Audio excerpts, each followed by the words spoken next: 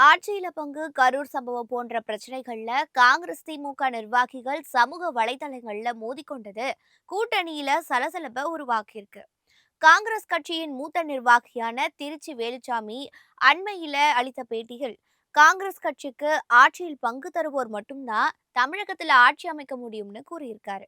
கரூர் சம்பவத்தில் ஆட்சியாளர்களின் வக்ர புத்தியால கையாலாகாத அதிகாரிகளால் 41 உயிரிழப்பு நிகழ்ந்துள்ளதுன்னு, துபாய்க்கு சென்ற உதயநிதி திரும்ப கரூர் வந்து உயிரிழந்தவர்களுக்கு அஞ்சலி செலுத்திவிட்டு மீண்டும் துபாய் சென்றதற்கு என்ன காரணம் என்று திருச்சி வேலுசாமி கேள்வி எழுப்பியிருக்காரு. இதனால அதிருப்தி அடைந்த உதயநிதி ஆதரவாளர்கள் அவர் பேச்சுக்கு கடும் எதிர்ப்பு தெரிவிச்சிருக்காங்க.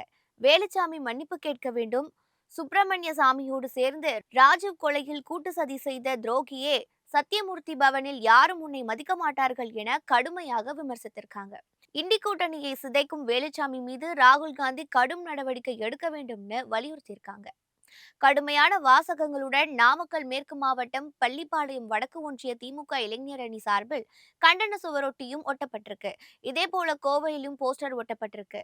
இதற்கு வேலுச்சாமி ஆதரவாளர்கள் சமூக வலைதளங்களில் பதிலடி கொடுத்து வருவதனால திமுக காங்கிரஸ் கூட்டணியில சலசலப்பு உருவாகி இருக்கு.